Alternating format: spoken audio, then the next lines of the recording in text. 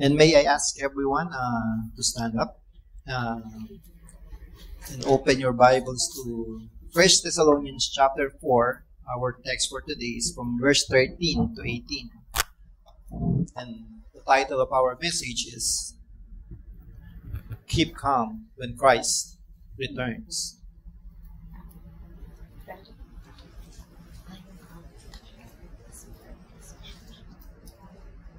1 Thessalonians chapter 4, verse 13 to 18. And if you have found it, let us read responsibly. I will start. Verse 13. The word of the Lord says, "But I do not want you to be ignorant, brethren, concerning those who have fallen asleep, lest you sorrow as others who have no hope.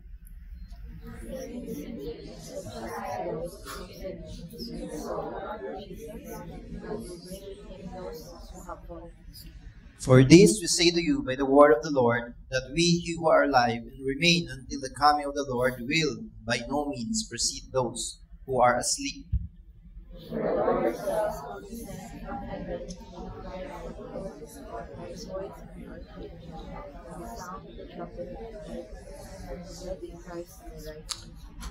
Then we who are alive and remain shall be caught up together with them in the clouds to meet the Lord in the air, and thus we shall always be with the Lord. Altogether, therefore, comfort one another with His words." May the Lord add blessing to the reading of His words. Let us pray. Father God in heaven, again we come unto you with humble hearts, O God. We come to your throne of grace and mercy, O Lord.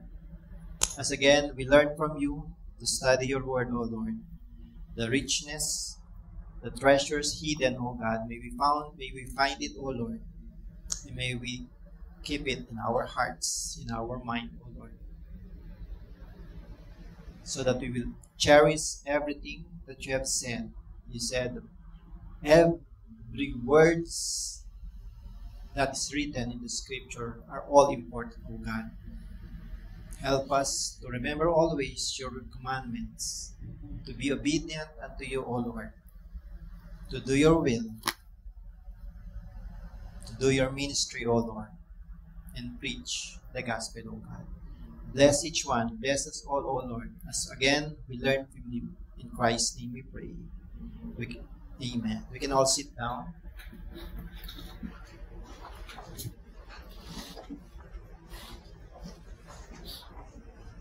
Again, good morning and God bless to everyone. Such a delight. Not yung drink na delight. Such a delight to be here every Sunday. Amen? Gathering together, seeing everyone, even after a tiresome and a restless week. It uplifts your spirit, right? Amen? We miss the Lord for our corporate worship, but we also miss each other. Amen? I think not everyone is in agreement that you miss each other. Then speak pleasant words with the person beside you. Said, "You are my blessing today."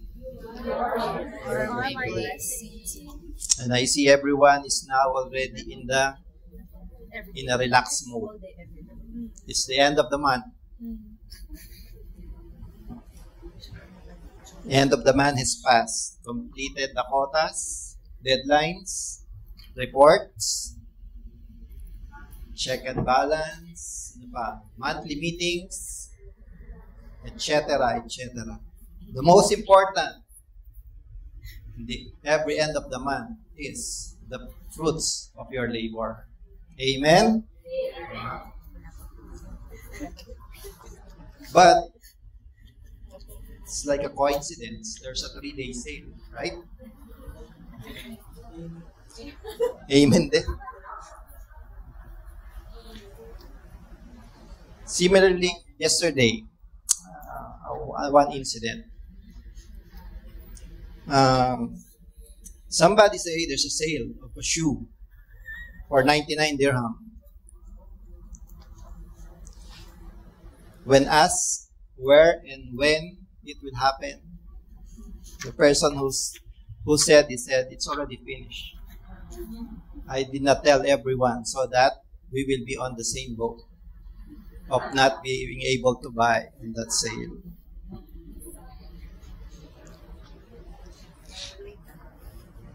Someone said that salary is like magic. You touch it and it disappears. Another thing everyone's anticipating the coming holidays. Amen. Praise God. No? Long weekends, long rest. Except for those in the medical field, food and beverage, hotels. So all they can say is the famous Filipino tagline, "Sana all." I see most of those in attendance last week are still here, meaning you stand by the message and the doctrine being taught in this church are certified 100% sound doctrines taken from the scriptures. And also a reminder, what is our theme for 2025? Do we still remember? Yeah. Ano na? Yeah. Ask your seatmate. Yeah. Amen. Preach the word. And praise God, as announced earlier, that God is continuously using all of us for His work. I think from January to date, God is providing souls to whom we can preach the gospel. There is not a month that we became idle in our Discovering Life Bible study. As far as our goal is concerned, for 2025, for having 40 newly baptized believers, as mentioned earlier by Pastor Joseph, I think we're already at 20%. Still far, but God is always at work and providing the increase. So let us continue to do our part. You know, that's the invitation, to continue to do our part in the ministry, for our labor is always not in vain for the Lord. And for this month, we enter into a new theme pertaining to the soon return of Christ as our comfort. As our comfort to motivate, to preach the word. I mentioned the word soon. Soon return of Jesus Christ. Why is it so? Even the apostles have the same connotation and spoke of it, that it's very near to happen, even from their time.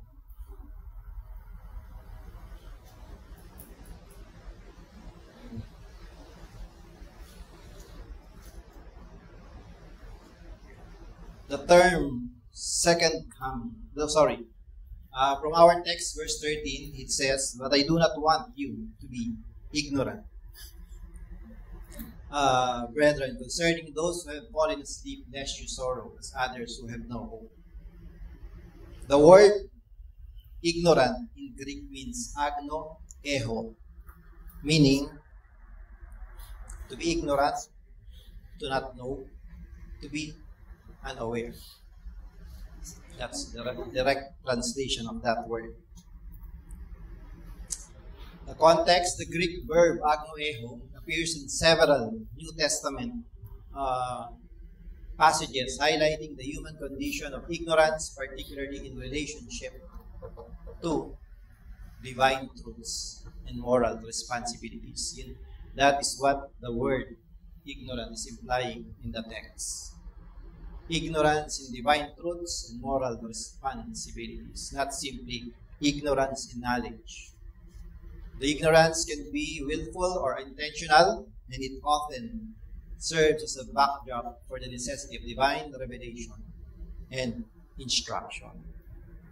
So that is what was meant by the word ignorant. The end is near. Even the apostle says those words. 1 Peter 4:7, but the end of all things is at hand. Therefore, be serious and watchful. Romans 13:11-12, same thing. And do this, knowing the time that now it is high time to awake out of sleep, for now our salvation is nearer than when we first believed. The night is far spent, the day is at hand.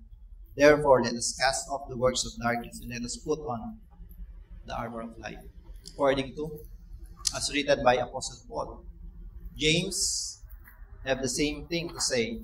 James 5:8, you also be patient. Establish your hearts, for the coming of the Lord is at hand. John mentioned also these things. 1 John 2:18, little children, it is the last hour. And as you have heard that the Antichrist is coming, even now many Antichrists have come, by which we know that it is the last hour. Also, again by John, in Revelations 1:3, blessed is he who reads and those who hear the words of this prophecy and keep those things which are written in it, for the time is near. Why did the apostles wrote it like this? That is almost about to happen.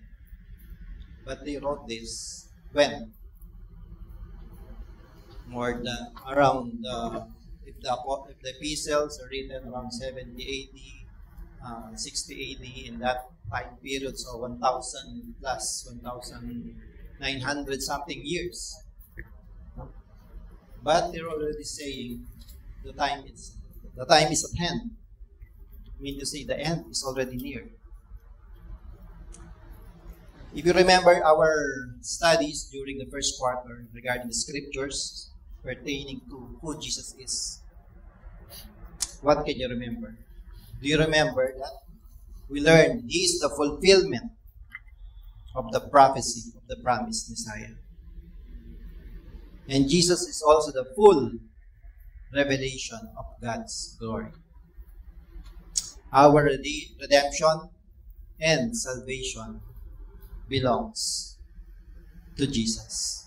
The scripture says, nor is there salvation in any other, for there is no other name under heaven given among men by which we must be saved.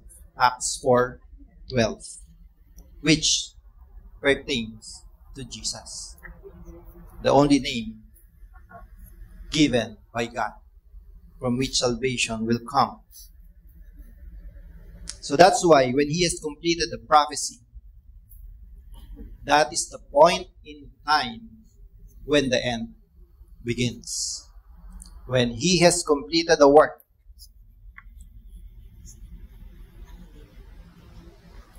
Which work? The work of salvation. The work of redemption. The end already begins. And that is what was revealed unto the authors, unto the apostles, to the authors of the epistles, to the authors of the New Testament. That they have this one mind on the concept that the end is near because of what Jesus Christ has done. And also one of the main reason of their motivation to preach the gospel, because they believe that Jesus will soon return during their lifetime. But sadly, it did not happen. But they have that core belief, every one of them, hoping that in their lifetime, Jesus will return. Jesus will come back. Also, Jesus Christ reassured his soon return. Revelations 22:12. It says, and behold, I am coming quickly, and my reward is with me to give to everyone according to his work. In Christ's word, he said, I will come quickly.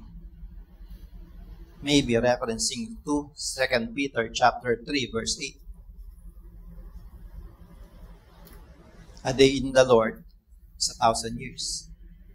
1,000 years is only a day in the Lord. Since we know that God exists beyond time, space, and matter, time is irrelevant with God. So that's why He can say, I will come quickly. God operates outside of time.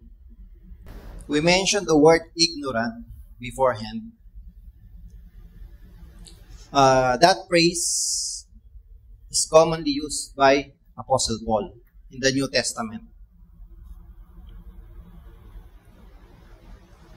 Why he always used this? He used this to express or discuss difficult problems, doctrine, correction, and refute other insights in what he said in Romans 11:25. For I do not desire, brethren, that you should be ignorant of this mystery, lest you should be wise in your own opinion, that blindness in part has happened to Israel until the fullness of Gentiles has come in.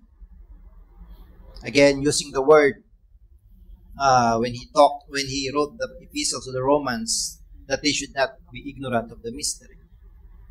In 1 Corinthians chapter 12, verse 1, also mentioning the same thing. Now concerning spiritual gifts, brethren, I do not want you to be ignorant. So we focus on the word ignorant. And we'll learn 3 things today. First,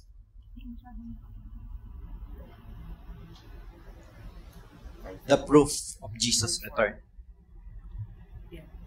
Apostle Paul wrote to the Thessalonica church, and he mentioned this in verse 13, but I do not want you to be ignorant, brethren, concerning those who have fallen asleep, lest your sorrow as others who have no hope. So particularly, the Thessalonian church know of the second coming. And in this text, Apostle Paul is discussing what the problem of the Thessalonian church. They are worried about those brethren who has died. What will happen to them during the second coming?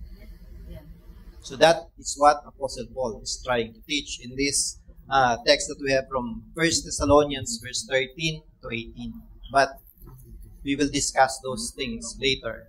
But for now, let us focus on the word ignorant. Regarding the return of Jesus Christ, the second coming of Jesus Christ. Many of us here are already a believer for a long time. So we know about Jesus' second coming. We know certain things about that. Most of us are not ignorant about this. But again, we have to be reminded of the things that will happen when Jesus Christ's second return. And what are the proofs of His return? Corinthians chapter 15, verse 51 to 52 says, Behold, I tell you a mystery, according to Apostle Paul, that we shall not all sleep, but we shall all be changed in a moment, in the twinkling of an eye, at the last trumpet, for the trumpet will sound, and the dead will be raised incorruptible, and we shall be changed. Christians, dead or alive, when the second coming comes, or when the rapture happens, when the second coming comes, Christians, dead or alive, will have a physical transformation to having spiritual and immortal bodies. Mababago na. Everything will be changed. Even us who are alive, if Christ will return at this hour, we will see who really believe Jesus Christ. Hebrews 9:27 to 28 says, "As it is appointed for men to die once, but after this judgment, so Christ was offered once to bear the sins of many. To those who eagerly await him, he will appear a second time, apart from sin." Hindi na daw for sin, but for salvation. Everyone living in this world has a single life only.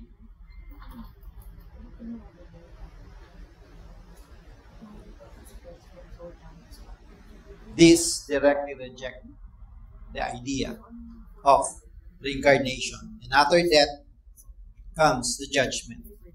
To those whose faith is in Christ, it is salvation. And to those who did not believe, it is eternal destruction and suffering in the lake of fire. Another proof of his second return, Luke chapter 21, verse 27 to 28. "Then they will see the Son of Man coming in a cloud with power and great glory.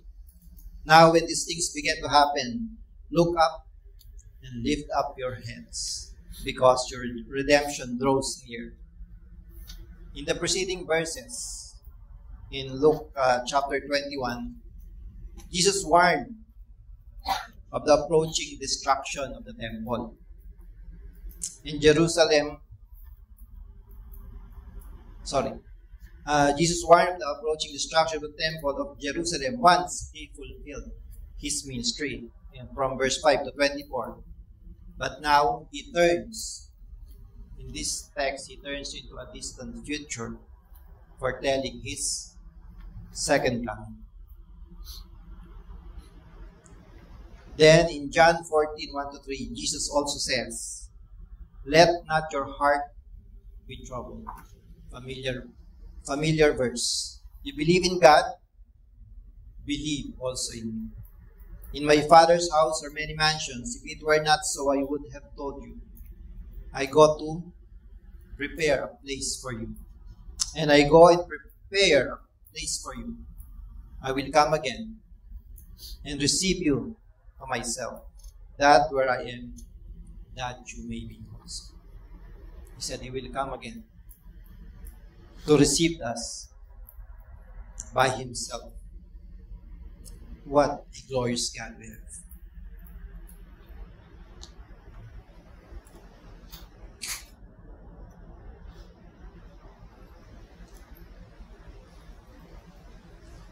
If you will open your Bibles to Acts chapter 1, verse 10 to 11. Let us see this verse.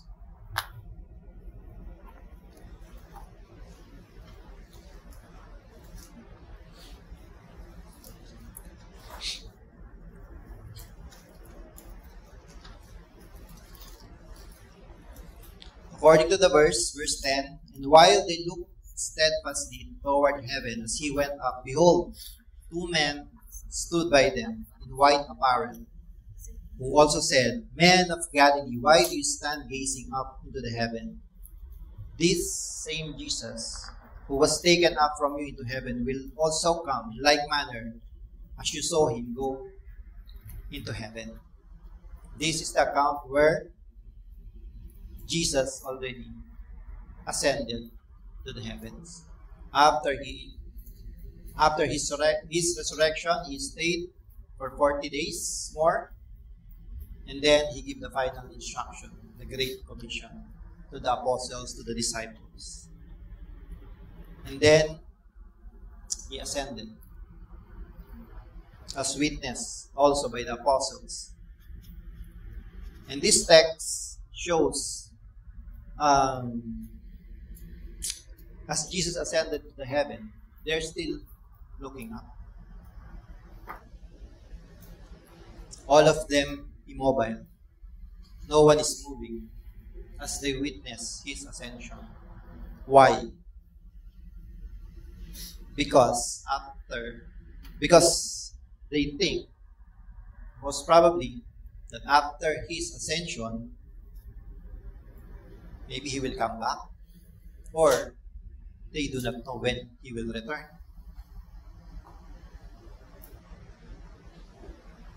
That's why these two angels sent by God assured them that they will not miss His return. You will see His return. Why? Because it says, because in verse 11 it says, He will come in like manner as you saw Him go into the heaven. So everywhere they go, when Jesus returned, when again He descended, He can be seen anywhere you are. Thus, their motivation to preach the gospel as they await His return, it gives them this excitement to see Him immediately as they obey His commandment, the Great Commission. And Jesus Christ reassures it again in Revelations 1:7. He says, Behold, He is coming with clouds, and every eye will see Him, even they who pierced Him, and all the tribes of the earth will mourn because of Him. Even so, Amen. So that are some of the proofs of Christ's return, of Jesus' return. It is 100% sure that He will come back. And what can we learn from that? That Christ's return is imminent. It will happen soon. It will.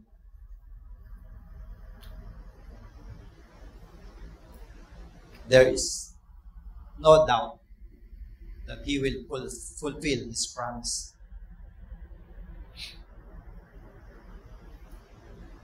And we should not be ignorant about that.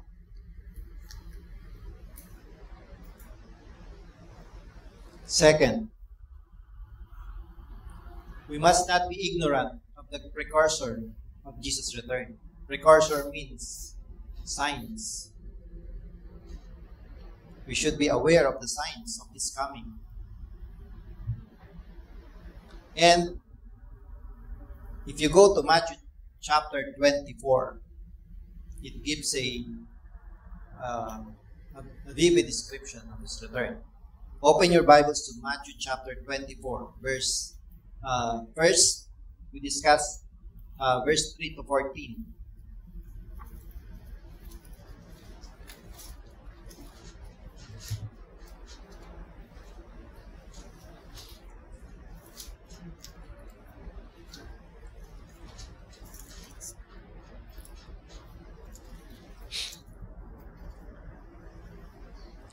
And the conversation goes like this. In verse 3, Now as He sat on the Mount of Olives, the disciples came to Him privately, saying, Tell us then, will these things be? And what will be the sign of your coming and of the end of the age? So they are inquiring already about the return of Jesus Christ and the end of age. And Jesus answered and said to them, Take heed that no one deceives you. For many will come in my name, saying, I am the Christ, and will deceive many. So that is the first sign, that is the first precursor that Jesus Christ instructed them, that many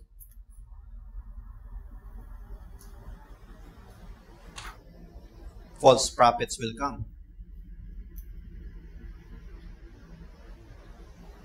And what these false prophets do, they will deceive so many. Religions will be established, different faith will be established, but not according to the will of God. Not according to the true revelation of God. Verse 6 says, And you will hear wars and rumors of wars. See that you are not troubled, for all these things must come to pass, but the end is not yet. For nation will rise against nation, and kingdom against kingdom, and there will be famines, pestilences, earthquakes in various places. So the second sign will be wars. And nowadays, we're hearing wars and rumors of wars. But God said, when these things happen, it is not yet the end. Those are just signs. So we are seeing signs of His second return. In verse 7, as I mentioned earlier, there will be famines, pestilences, COVID, earthquakes. We seldom hear earthquakes happening all over the world. I think just like last week, it happened in the Philippines. Natural disaster. Different types of natural disaster is happening. But God said in verse 8, all these are the beginning of sorrows. It's just starting now. When we see and observe these three signs. In other translation, in ESV, it mentioned, instead of sorrows, birth pains. It's the start of labor pains only. Still not full blown.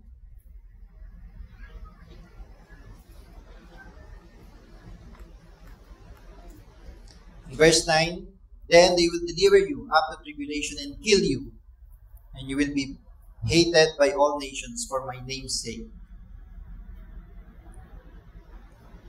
A great persecution will come when He is about to return. And that is really happening in the near future. We should already expect this happening to all the believers all around the world. Maybe in here, we're not experiencing here in the Philippines, but I believe other countries, many Christians are giving their life because of their faith. But the sign says there will be a great persecution to all, not to selected believers.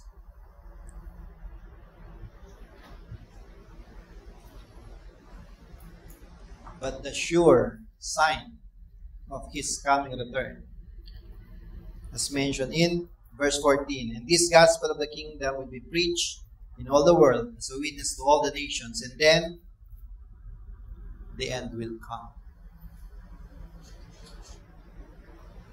The gospel must be preached to all the nations, to all people group, not necessarily to every individual in the world,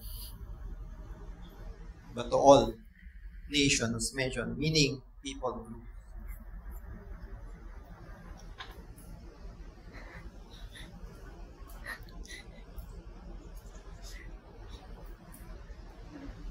And it says the end will come.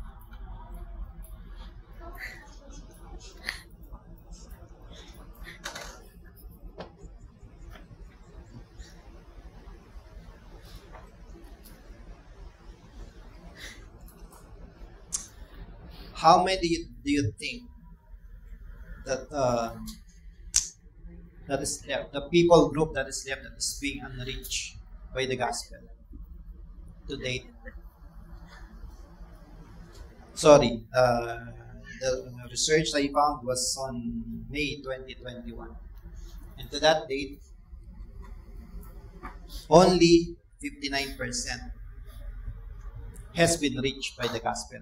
59% people group has been reached by the gospel. There, according to these statistics, there are 17,000 people group all over the world. And still, 7,000 of that people group was not yet reached by the gospel. Meaning, there's still 41% people group still unreached. So, maybe we still have time, but we don't know how the Lord will work.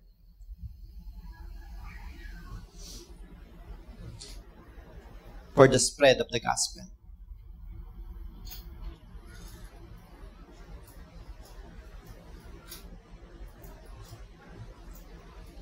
There is a debate regarding, no, there is still contention regarding what will happen.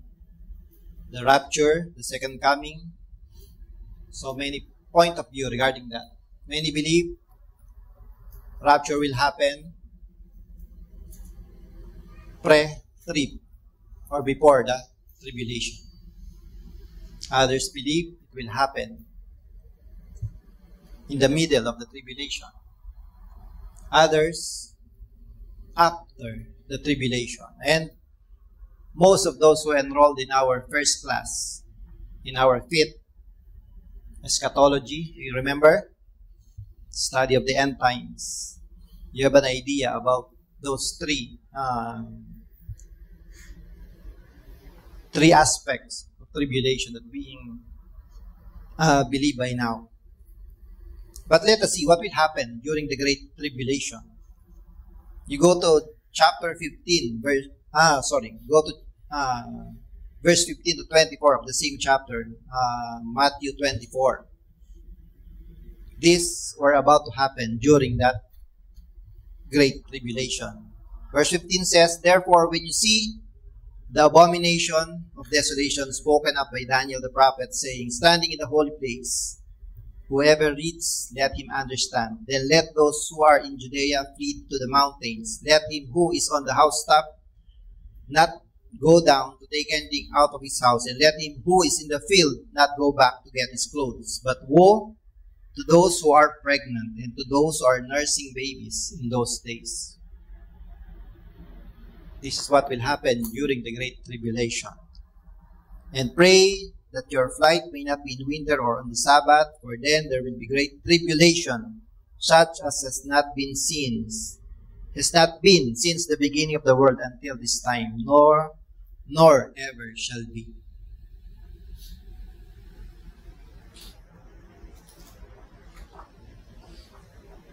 Sabi dyan sa verse 19, "Woe to those who are pregnant and to those who are nursing babies in those days. And pray that your flight may not be in winter or on the Sabbath." Meaning, it will be hard to travel during those times. Kaya, singleness is still a blessed thing. When we reach tribulation, if it is post-trib or mid-trib, blessing maging single.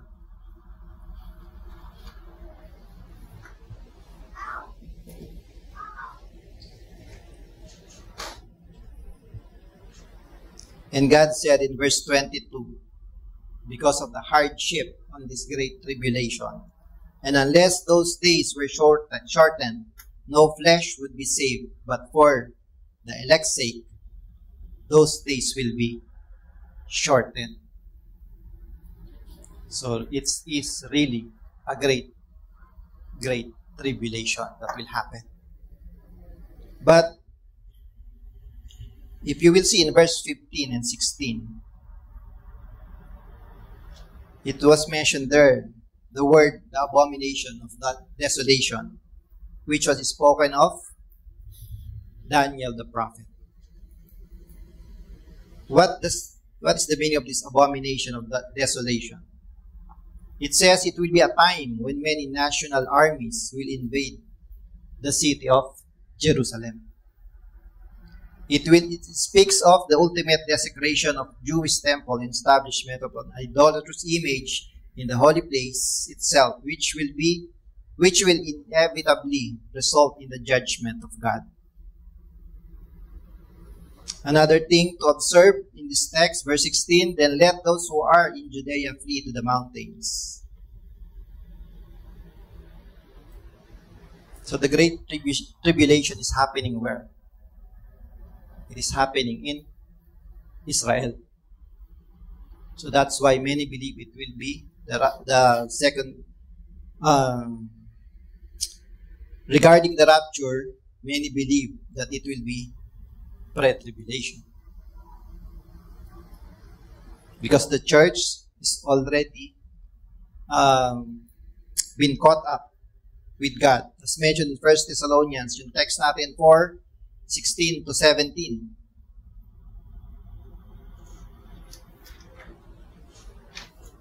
According to this, for the Lord himself will descend from heaven with a shout, with the voice of an archangel, and with the trumpet of God, and the dead in Christ will rise first. Then we who are alive and remain shall be caught up together with them in the clouds to meet the Lord in the air, and thus we shall always be with the Lord. The word caught up, meaning we will meet with God in the air. And that is what the rapture is all about. That is not yet the second coming. The second coming, according to scholars, will happen 7 years after the rapture happens. And that 7 years is where the Great Tribulation will happen. So if anyone among us who will not be able to come during the rapture time, we will stand by during the Great Tribulation and experience all the things that was said in the Bible, the worst thing that will ever happen in this world. So whether the rapture will happen pre-trib, mid-trib, or post-tribulation, it is certain. 2 things are certain. The rapture will happen, and Christ's second coming will happen. No matter which comes first, everything will come to pass according to God's word. John Piper had the same sentiment because he said he believed when he was young the rapture will happen pre-tribulation. And he struggled with his thoughts. Again, he has to study about these things. But he said, in the latter part of this article he wrote, he said, my answer is that there is one great, glorious second coming of the Lord in our future. Means, just like what I've said, the second coming is certain. He will come once more to give relief to his church and judgment to his adversaries and to establish his kingdom. That is what really will happen.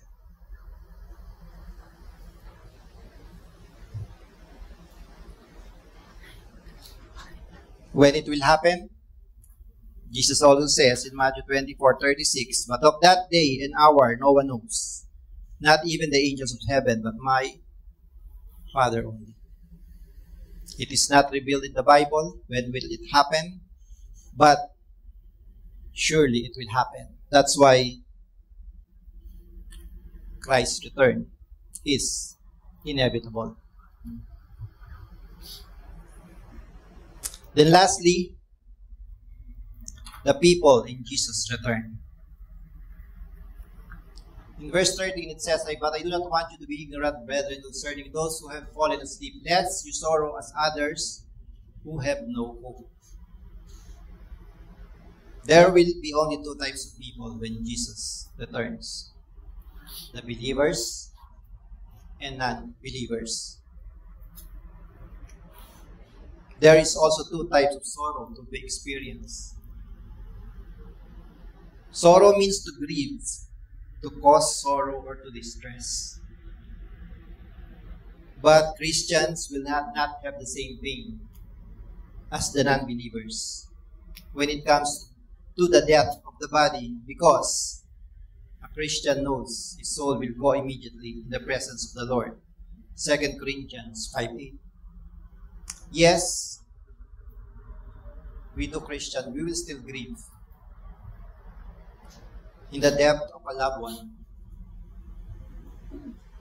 Because, what's the reason? Because of the loss of that missing the person. Christians are still human to feel and experience the emotion of losing someone, but not necessarily in a point of sorrow of the unknown after death.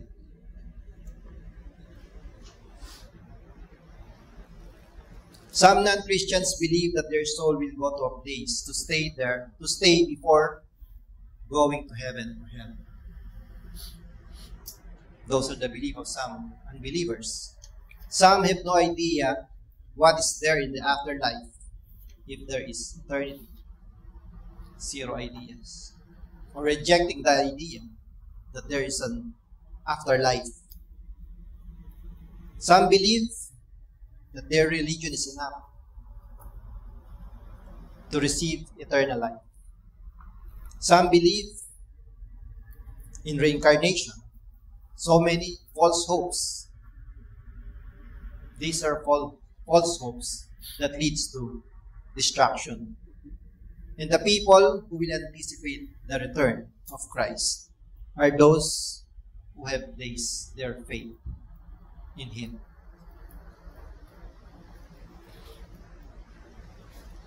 Other people will not believe in His return. Especially those who did not put their faith in Him. And they place their faith in other things of this world. This is where Christian comfort comes. That we should not worry about the return of Jesus Christ. Rather, we should welcome it. We should anticipate it. For we know we will receive His promise. The promise of salvation, eternal life. Aren't you glad you met Christ in your lifetime?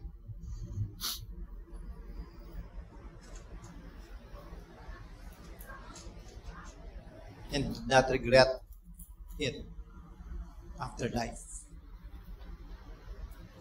And not only met, but He gave you the faith to believe in His gospel, that you may obtain life everlasting. He opened His gospel into your heart, and at the same time has given you faith to believe. To believe in His death, burial, and resurrection. That one day, we will all be resurrected together with Him. That's why Christ's returns ensures our hope.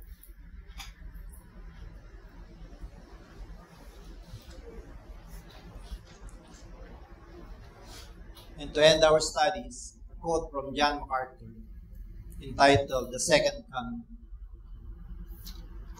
He said, "Only Christ's glorious triumphant return can fulfill the hope of the saints. Every true believer longs for that day." Amen. Paul characterizes Christians as those who love His appearing. We want to see Him.